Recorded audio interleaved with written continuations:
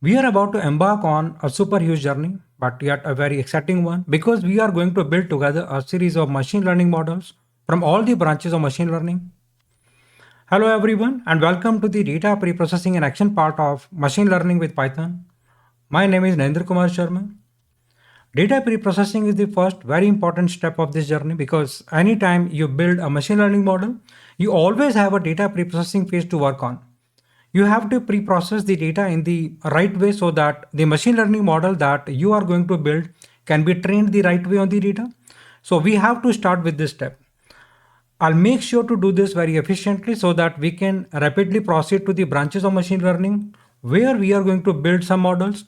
But before that, we have to learn data pre-processing. And that is exactly what we are going to do in this lesson.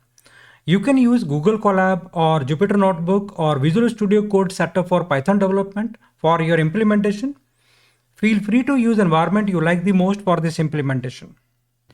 We have this data in a CSV file, data.csv, which is the dataset on which I'll show you how to implement data preprocessing tools. And just to give you some context, let's say that this data belongs to a retail company that collected some data from their customers, whether or not they purchased a certain product. So here, each of the rows correspond to a different customers. And for each of these customers, this company gathered their country, their age, their salary, and whether or not they purchased their product. So that's a simple data set. Now I'll explain the data preprocessing steps and tools. That's the whole structure of the implementation. So let's have a look at them one by one. So the first thing I'll show you is how to import libraries. Then I'll show you how to import the dataset. That's exactly the same dataset which I just introduced to you a few seconds ago, data.csv. Then I'll show you how to take care of missing data. Because in most of the datasets you will work with in machine learning projects, you might encounter some missing data. And that is the case here for our dataset. As you can see, there is a missing age here and a missing salary here. And I'll show you exactly what to do in order to handle this. There are some techniques which are the most relevant to optimize the training of your machine learning models, and I'll show you the best of these techniques. Then after taking care of the missing data, I'll show you how to encode categorical data, whether it is the independent variable, which is your predictors, or dependent variables, which is what you want to predict. So as you can see in our data set, we have actually two categorical variables. We have this one, the country column containing three categories, France, Spain, and Germany, as opposed to all these numerical values, okay, in all other variables. And also we have this categorical variable containing two categories, yes and no. I'll show you what to do with that situation so that you can be ready to pre-process any data. After this, I'll show you how to split the data set into the training set and a test set. And that step is very important because each time you want to train a machine learning model, you have to create two separate sets. One training set where you are going to train your machine learning model to understand the correlations inside your data set, and one test set that you are going to use to evaluate your machine learning models. The test set is like new data on which the model was not trained. So that's very important to do this in order to check that there is not overfitting when your machine learning model is trained too well on the training set, so well that it doesn't perform well on new observations. And finally, I'll show you a very important tool that you might have to use in some of your machine learning model implementations, which is feature scaling, which actually scales all your features to make sure they are on the right scale. You won't have to use that all the time. We will see, of course, in each of the machine learning model implementation, whether we have to apply feature scaling or not. All right, so that's the whole structure of the implementation, and we are going to implement each and every one of these tools from scratch. These are all the tools that you'll probably need when pre-processing your future dataset for your future machine learning models. So it is very important that you understand well this implementation. Now we are going to implement the very first step of this process, which is the importing libraries. It is actually very simple. We are going to import three libraries now, which are NumPy, Matplotlib, and Pandas. NumPy will allow us to work with arrays. Then we will import Matplotlib, which is the library that will allow us to plot some nice charts.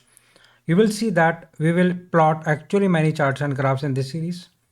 And finally, pandas, which will allow us to not only import the dataset, but also create the matrix of features and the dependent variable vector. So let's import these libraries. Importing a library in Python is very simple. Importing the libraries and add a code cell. We start with import. Import. It allows us to import and use functions, classes, and variables from other scripts. The import statement is the most common way to bring external functionality into our Python program. A library is a collection of modules containing functions and classes with which you can perform some actions and operations. Then you need to follow the name of the library you want to import. The first one we want to import is NumPy. And then what we usually do is we add a shortcut, because each time we will use a function of the NumPy library, we will have to call NumPy first. And in order to call it faster, we can add a shortcut here, so that each time we want to call NumPy, we will actually call it with its shortcut. And the shortcut we usually use for NumPy is NP. And to add a shortcut, you simply need to add as and then the shortcut name. NP. Every time we will call NumPy, we will actually use NP. Then import next library. The next library is Matplotlib. Matplotlib is typically used with the pyplot module. We are going to import particularly the pyplot module. Import matplotlib.pyplot as PLT. The shortcut name is PLT. And finally, we are going to import the pandas library, a super useful library to pre-process your dataset and mostly to import them. Import pandas as PD. Now you know how to import the libraries. Now we are going to move on to the next step, which will be to import the dataset. We are going to import the dataset data.csv file. Okay, we are going to learn how to import that CSV in Python using the pandas library. The first thing we have to do is to create a new variable, and this variable will contain the dataset. I'm going to call this variable dataset. So add a new code cell and use variable dataset. So what will this variable be equal to? It will be equal to the output of a certain function of pandas. We are going to call a certain function by the pandas library, which is called read underscore CSV. And this function, we will only have to input the name of the dataset file name with the extension. The first thing we have to do is call the pandas library. So pd dot read underscore CSV. You have to input in quotes the name of the dataset file name. So in quotes, this dataset.csv file is in data folder. So data folder and data.csv file name. And then if you want to view dataset, okay, you can use head function, head method. So dataset.head. The head method in the pandas library is used to return the first rows of data frame or a series. It is primarily used for a quick preview of the dataset structure and contents without loading the entire object into the memory. It returns the first 5 rows by default. So to view the data, run first cell, click this button, to run this cell, and this number here it is 1. Okay, it shows that the cell executed successfully, and then execute this cell, and it is showing data here, data from the data set. So there are 4 columns: country, age, salary, and purchased. The next thing that you have to do is create 2 new entities. The first one is the matrix of features, and the second one is the dependent variable vector. Now I am going to give you a first very important principle in machine learning. The features are the columns with which you are going to predict the dependent variable. In this data set, this country, age, and salary are features, and this purchased is dependent variable. This company would like to predict if some future customers are going to purchase a certain product based on given country, age, salary information. The features are also called the independent variables, are the variables containing some information with which you can predict what you want to predict. Now we want to create the 2 entities. First, the matrix of features containing separately country, age, and salary columns, and separately we want to create the dependent variable vector containing only the last column, because that's the column we want to predict. And we are going to call the matrix of features x and the dependent variable vector y. And in order to create x, we simply have to take the first 3 columns of this data set. So that is country, age, and salary. So what we are simply going to do is play with the indexes to collect the columns data. The indexes of the first 3 columns, basically all the columns of the data set except the last one. So let me show you how to do this. Let's add a code cell, and here x equal to, we have data in dataset variable, dataset dot use ilog property, ilog, and we want all rows from the dataset, and we want all columns except the last one. Okay, so here we are specifying, actually we are using range, okay, to specify what rows and columns we want to extract, okay, get from the dataset. Dot values. We are specifying range of rows and columns here. So a range in Python includes the lower bound but excludes the upper bound. So, and therefore here we are excluding this index minus 1, meaning the index of the last column, and therefore what this will do is it will take all the columns excluding the last one, and that's exactly what we want for our matrix of features. And now let's do the same for our dependent variable vector, and this will be the exactly same. So I'm going to copy and paste this.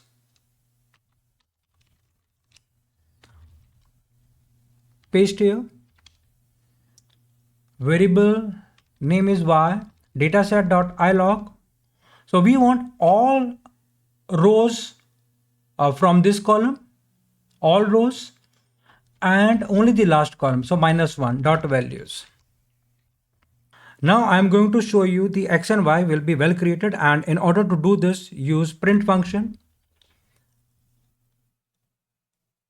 add a code cell,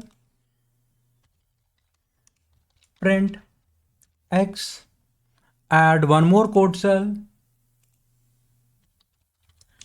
print y. Run this cell.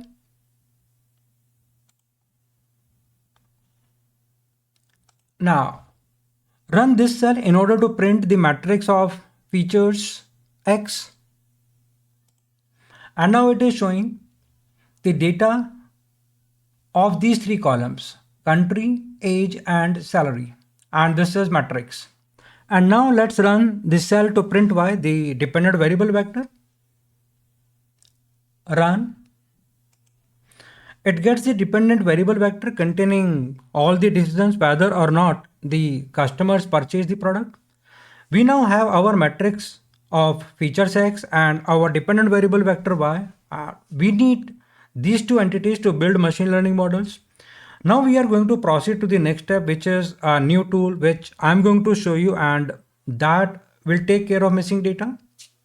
Many real-world datasets contain missing values, often encoded as blanks or nans.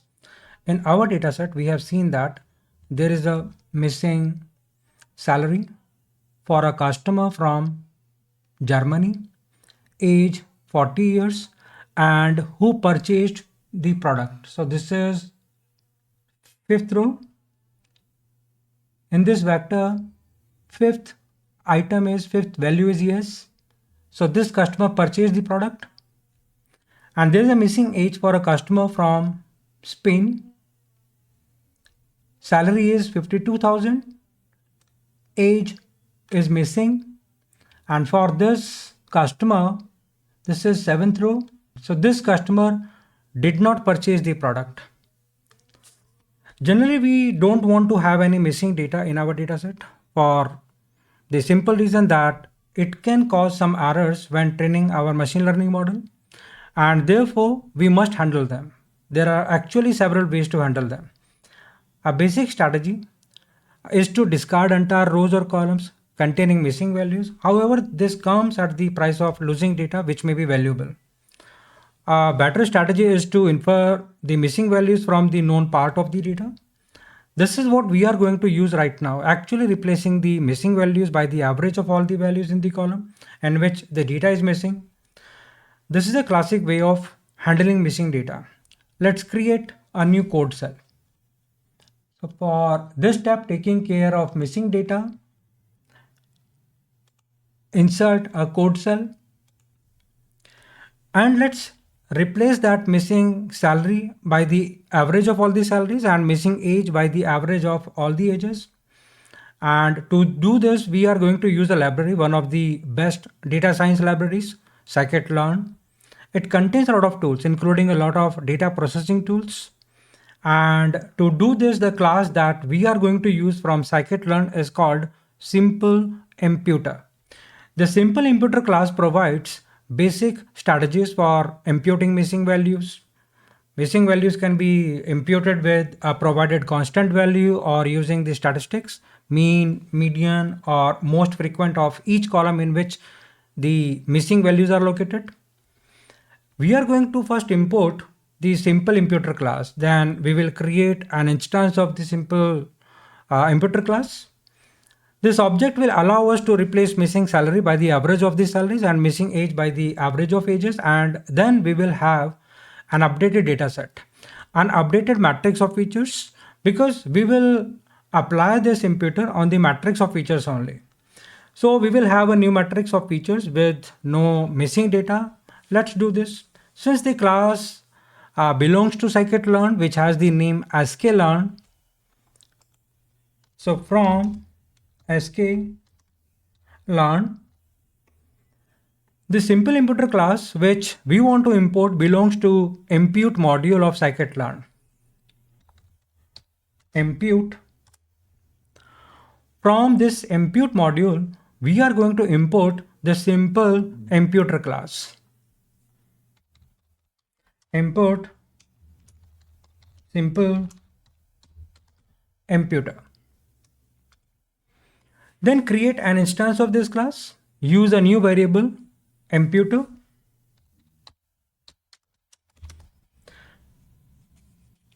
To create instance, simply call the class and add parentheses. So simple imputer and add parentheses. Then input the arguments. First, we have to specify which missing values we have to replace. So missing values equal to np.nan, because we want to replace nan. Then specify strategy. The strategy that we want to use is mean. Okay, we want to replace missing values with average. Instead of replacing missing values by the average of values of that column, you could replace them by the median of values. You could also replace a missing value by the most frequent value, the most classic one, and the recommended option is the average, the mean. Then call fit method on imputer. Imputer dot fit input matrix of features X with all the rows, with all rows, so column, and columns containing missing values. So in our data set, age column index 1 and salary column index 2 have missing values. So pass 3. Okay, because the upper bound is excluded. The fit method in simple imputer is used to calculate the statistics from the provided data set that will later be used to fill in missing values. The next step is to call transform method on the imputer. Imputer dot transform. Pass X with age and salary columns. So we can copy this because we want to pass all rows and same age and salary columns to transform to operate on. The transform method is used to replace missing values in a data set with calculated statistics, estimated values. It relies on statistics already calculated during the fit stage. Then we need to update the age and salary columns in X with the age and salary missing values replaced. Copy this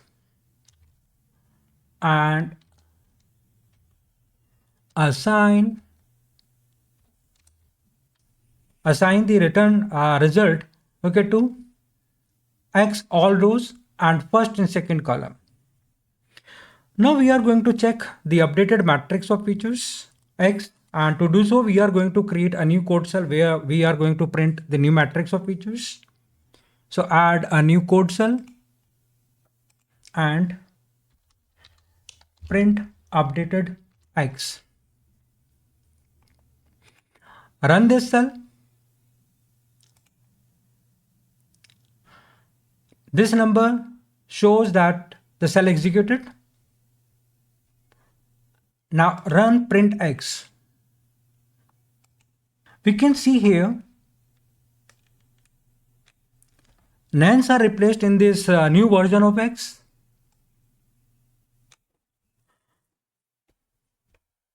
Next tool in the toolkit is to encode categorical features. We will implement rest of the tools in the next video. If you enjoyed this video and want to see more like this, please like and subscribe. If you have any questions or want to share your thoughts about this topic, please leave a comment below. I look forward to seeing you back in the next video. And until then, enjoy machine learning.